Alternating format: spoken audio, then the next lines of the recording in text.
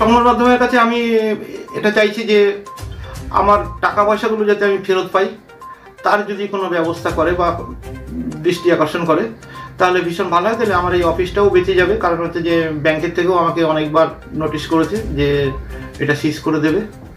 তো অফিসটাও বেঁচে যায় এবং আমার এই কোম্পানিটাও বেঁচে যায়, কারণ এখন তো আমি ব্যবসায় সহযোগিতার নামে আর্থিক হেনস্থার শিকার ইচাপুরের রিলায়েবল কমার্শিয়াল সার্ভিস কোম্পানি। আর্থিক হেনস্থার শিকার হয়ে এখন চরম সংকটে দিন কাটাচ্ছেন ইচাপুরের রামনগরের ব্যবসায়ী অমলেন্দু ঘোষ। 2022 সালে রিলায়েবল কমার্শিয়াল সার্ভিসের কর্ণধার অমলেন্দু ঘোষের সাথে কর্মে সহযোগী হিসেবে যুক্ত হয়েছিলেন হুগলির নিবাসী সোমা মুখার্জি। সেই সময় পরিচয় পর্বে সোমা মুখার্জি নিজেকে হুগলি জেলার সোশ্যাল মিডিয়া সেলের অ্যাডমিন অবজারভার হিসেবে পরিচয় দিয়েছিলেন। ব্যবসায় সাহায্যের নামে দিনের পর দিন টাকা না দেওয়ার অভিযোগ উঠল এই সোমা মুখার্জির বিরুদ্ধে। প্রাপ্য টাকা চাইতে গেলে বারংবার হেনস্থার শিকার হতে হচ্ছে রিলায়েবল কমার্শিয়াল সার্ভিসের কর্ণধার অমলেন্দু ঘোষকে। এই বিষয়ে অভিযোগ জানিয়ে সঠিক বিচারের আশায় প্রশাসনের কাছে বারংবার দ্বারস্থ হয়েছেন অমলেন্দু বাবু। নিজের মনের মতন করে ব্যবসা বাণিজ্যকে সাজাবেন এমনটাই স্বপ্ন দেখেছিলেন। দীর্ঘ বছর ধরে ব্যবসার বৃদ্ধিতে সর্বস্ব অর্থ ব্যয় করেছেন অমলেন্দু বাবু। সেই ব্যবসায় আজ প্রায় বন্ধের পথে। রিলায়েবল কমার্শিয়াল সার্ভিসকে বাঁচাতে সর্বস্ব বন্ধক দিয়ে কোনো রকমে চলছেন অমলেন্দু বাবু।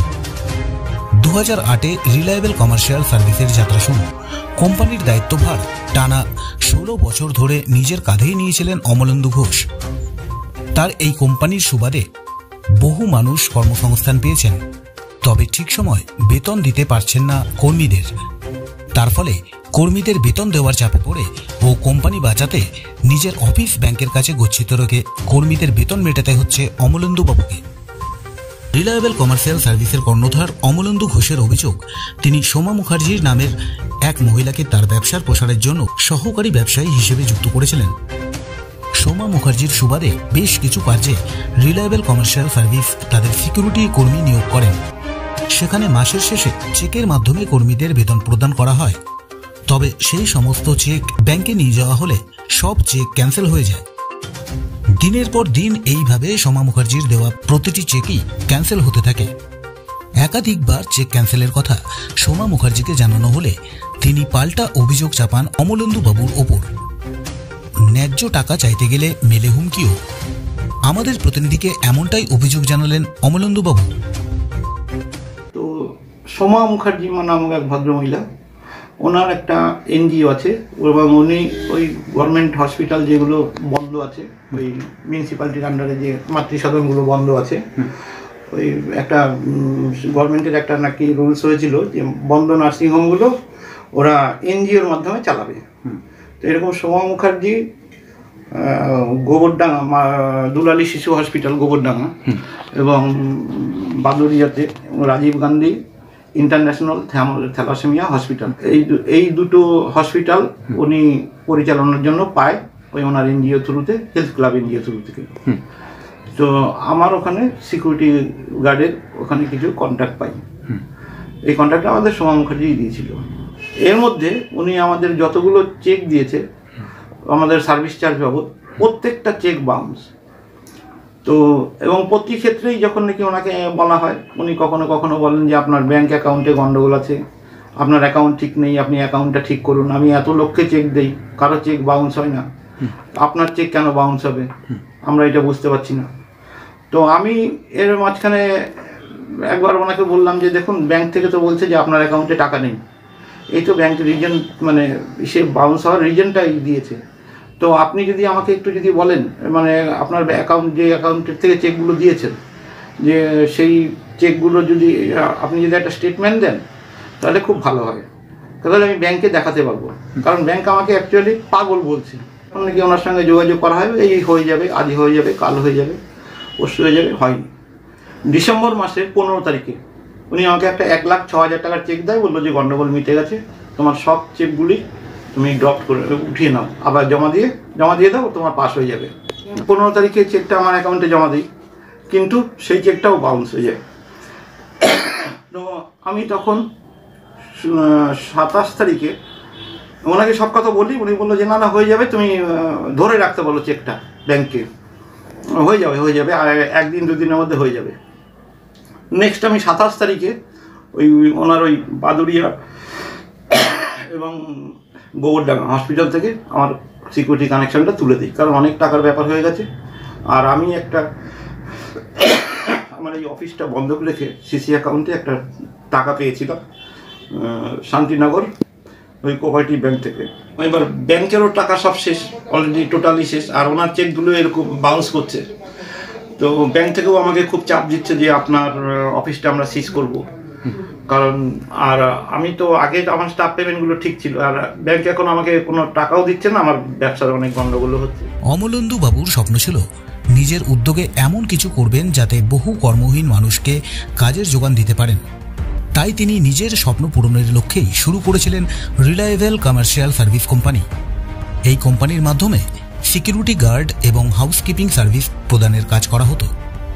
এই কোম্পানির শুরু থেকে সুনামের সঙ্গে চললেও বিগত 2 বছর ধরে সেই চিত্র একেবারেই বদলে গেছে। সহযোগী ব্যবসায়ী সোমা মুখার্জি কোম্পানির দায়িত্ব নিজের কাঁধে নিয়ে কোম্পানির শ্রীবৃদ্ধি করবেন এমনটাই আশ্বাস দিয়েছিলেন কোম্পানির কর্ণধার অমলেন্দু ঘোষকে। তার সুবাদে বিভিন্ন স্বাস্থ্যকেন্দ্রে রিলায়েবল কমার্শিয়াল সার্ভিসের পক্ষ থেকে কর্মী নিয়োগ করা হয়েছিল, কিন্তু সোমা মুখার্জির দেওয়া চেক ফেল হবার কারণে অমলেন্দু বাবুকে তার নিয়োগ করা কর্মীদের বেতনের অর্থ দিতে হয়রানির শিকার হতে হয়।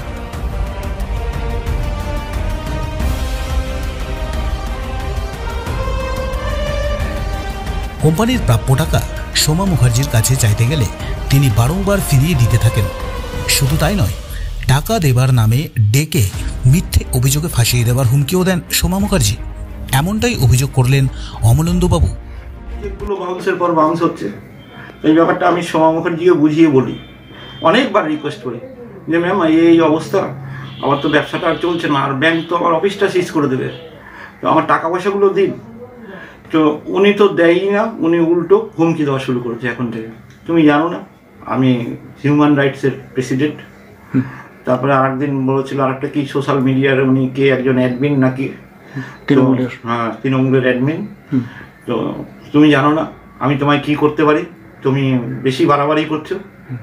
তো তখন দিশাহারা হয়ে আমি একটা কাজ করি, আমি প্রথমে একটা নওপাড়া থানাতে এফআইআর করি, ব্যারাকপুর পুলিশ কমিশনারেটে একটা এফআইআর করি।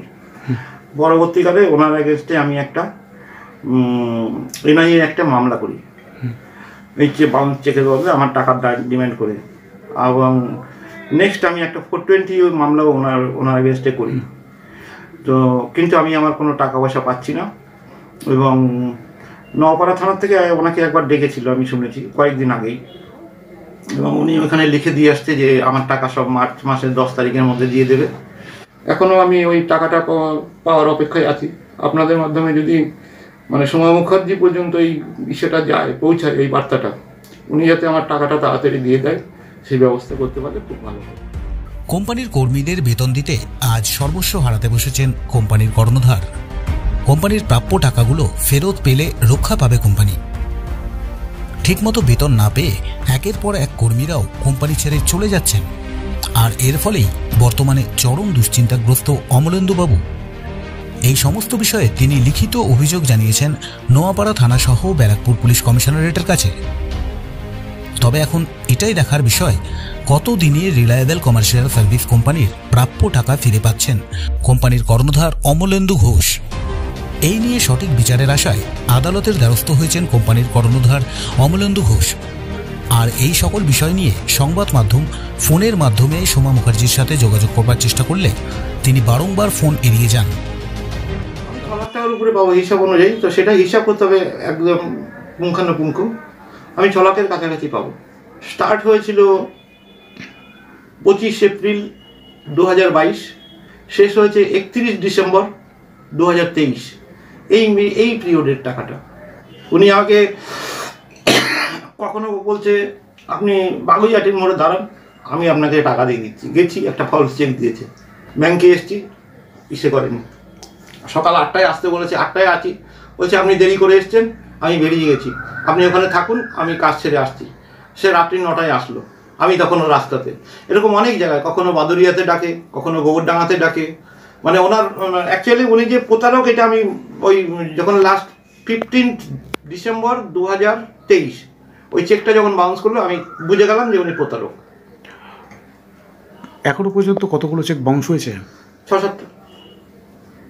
ব্যাংকের থেকে আপনাকে কি বলছে এই ব্যাপারে? ব্যাংক আমাকে বলছে যে যদি যে ব্যাংক আমার নামে অ্যাকচুয়ালি মামলা করতে চাইছে, কারণ হচ্ছে যে আমিও একটা সিসি অ্যাকাউন্টে একটা লোন নিয়েছিলাম।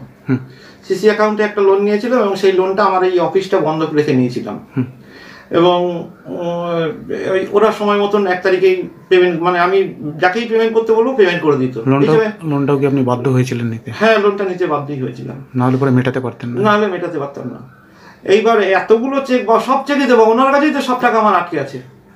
এবার ব্যাংক বলছে যে এই অফিসটা ওরা সিজ করে নেবে। এখন আমি তো বুঝতে পারছি না যে পরে আমার কি করণীয়। সোমা মুখার্জি স্বীকার করেছে যে তার চেকগুলো বাউন্স হয়েছে, এই কথাগুলো স্বীকার করে? যখনই ইসে করছে বলছে যে আপনার ব্যাংকের দোষ, আপনার ব্যাংকে গন্ডগোল আছে, এই কারণে আমি এত চেক দিই মানুষকে, এত মানুষকে, কোথায় কোনো তো কারো তো বাউন্স হয়নি, তাহলে আপনার ক্ষেত্রে কেন বাউন্স হবে? ওই চেকগুলো আপনার কাছে বাউন্স হয়েছে, আপনার অ্যাকাউন্টেও কোনো লেনদেন হয়? হ্যাঁ, আমার ওই অ্যাকাউন্টে তার ইসে আছে, আমি যে জমা দিয়েছি সেই অ্যাকাউন্ট স্টেটমেন্ট আছে এবং সেই চেকগুলো আছে, আমি চেকগুলো তুলেছি। এর মধ্যে একটাই চেক, ওই 91,272 বা 73 এরকম একটা চেক আছে, ওই চেকটা আমি ওনাকে ফেরত দিয়েছিলাম প্রথমে, উনি সবার প্রথমে উনি যে চেকটা দিয়েছিলেন। ওটাকে বাউন্স? হ্যাঁ, বাউন্স। চাইছেন এখন বর্তমানে আমি চাইছি যে মানে বড় বিপদটা যেটা হয়ে গেছে, বড় বিপদটা হয়েছে যে প্রথমত হচ্ছে যে আমাদের যে এই অফিসটা ব্যাংক সিজ করে দেবে কয়েকদিনের মধ্যে, যদি টাকা পয়সা ঠিকভাবে না দিতে পারি। সংবাদ মাধ্যমের কাছে আমার একটা বিশেষ অনুরোধ যে টাকাটা আমি সোমা মুখার্জির কাছে পাই, সেই টাকাটা উনি যদি আপনারা যদি ফেরতের ব্যবস্থা করতে পারেন খুব ভালো হতো। এছাড়াও আমি এখন আমার স্টাফ স্যালারি ঠিকভাবে দিতে পারছি না, আমার অনেক কন্ট্রাক্ট চলে যাবে। যে ঠিকমতো স্যালারি না দেওয়া যায়, স্টাফরা তো আর কোনো ব্যবসা করে না এবং ওরা গরিব মানুষ, ওরা টাকা পয়সা সময় মতো না পেলে ওদের তো সংসারই চলবে না, আমার কোম্পানিতে কাজ করবে কেন? তো স্বাভাবিকভাবে গার্ডেরাও খুব চরম বিপদেই আছে। তো স্বাভাবিকভাবেই সংবাদ মাধ্যমের কাছে আমার বিশেষ অনুরোধ যে আপনাদের মাধ্যমে যদি সোমা মুখার্জি পর্যন্ত বা কোনো ইসে করে যদি আমি যদি টাকাটা ফেরত পাই, তাহলে আমার অফিসটাও বেঁচে যায়, আমার কোম্পানিটাও বেঁচে যায়। ব্যুরো রিপোর্ট, আজকের সংবাদ।